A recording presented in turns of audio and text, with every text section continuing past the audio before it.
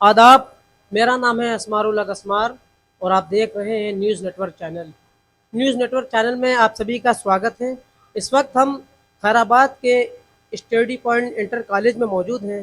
हमारे साथ study point inter college के प्रधानाचार्य AK अवस्थी जी मौजूद हैं। आइए इनसे मालूम करते हैं, इनके स्कूल के दो बच्चों ने इंटर पास करके बहुत बड़ी कामयाबी हासिल की है। वो क्या कामयाबी हासिल की है, सर से मालूम करते हैं। सर, पहले तो आपका बहुत बहुत स्वागत है हमारे चैनल में।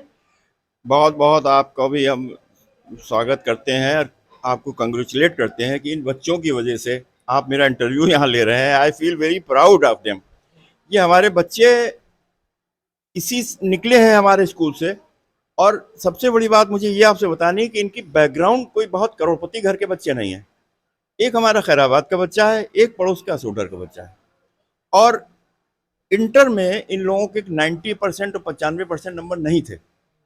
एक 78। सिर्फ एक तो ये तो आजकल के बच्चों से कहना है कि अगर बहुत से होते हैं, हम लोग खुद ही इम्तहान थे, अरे हमारे 95% नहीं आए, 90% नहीं आए। तो ये सब गलत बातें हैं। बेसिक होता है कि आप में कितनी परसिवरेंस है, कितनी लगन है, और उसको आप किस तरीके से बनाए रखते हैं।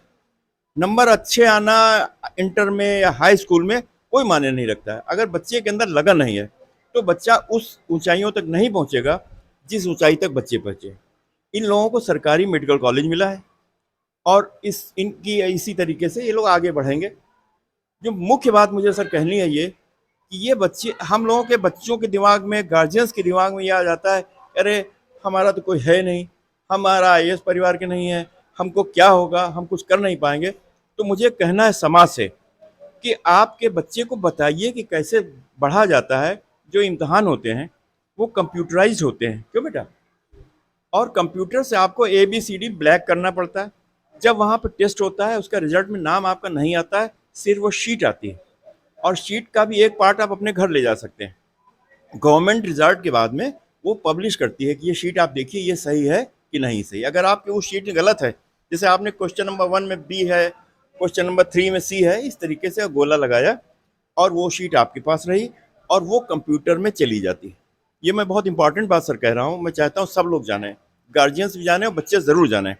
कंप्यूटर में चली गई और जब कंप्यूटर उसको कंपाइल करता है तो उसमें ना तो वहाँ कोई अवस्थी होता है, ना कोई खान होता है, ना कोई वर्मा होता है, सिर्फ वो शीट होती है और कंप्यूटर होता है। उसी हिसाब से सिलेक्शन कर लेता है।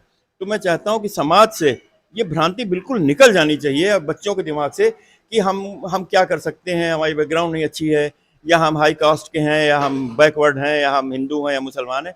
Nothing like that. आपको अपनी मेहनत से, अपनी लगन से जो आपने किया है उसका रिजल्ट मिलेगा और ज़रूर मिलेगा। मुख्य बात यह है। और इन बच्चों से आप पूछिए कि यहाँ पढ़े हैं, इनका क्या यहाँ एक्सपीरियंस रहा।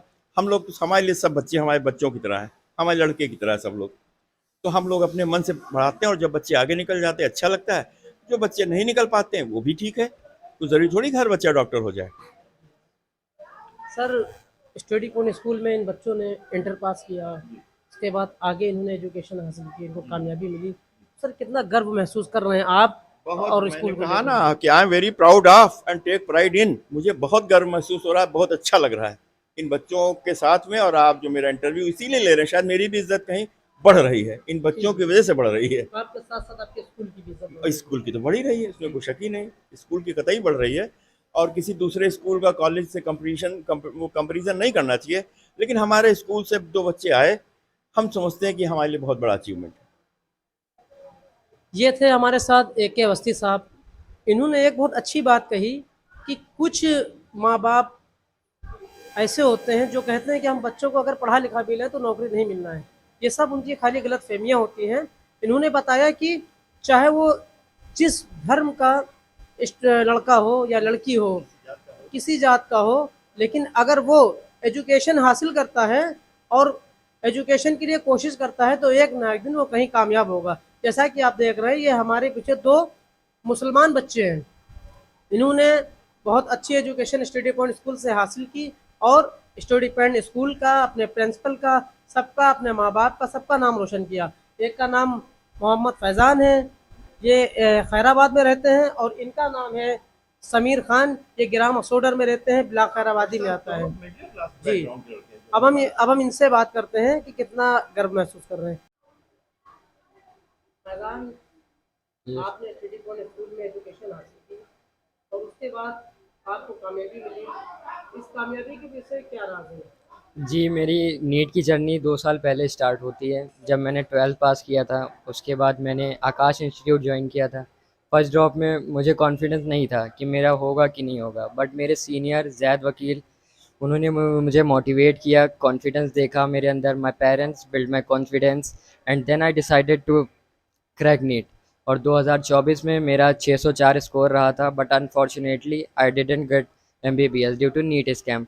But I again built confidence for NEET 2025. Then I prepare whole year. I study 12 to 13 hours daily.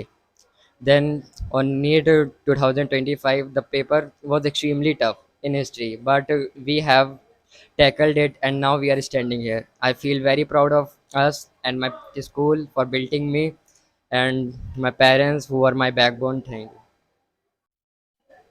शबी Khan, आप एक हैदराबाद के छोटे से गांव से आते हैं जिसका नाम गिरा मसूला है। आपने स्टडी पॉइंट स्कूल में तालीम हासिल की और उसके बाद आपने स्टडी पॉइंट स्कूल का वहाँ के प्रधानाचार्य का नाम रोशन किया। क्या कहना चाहेंगे?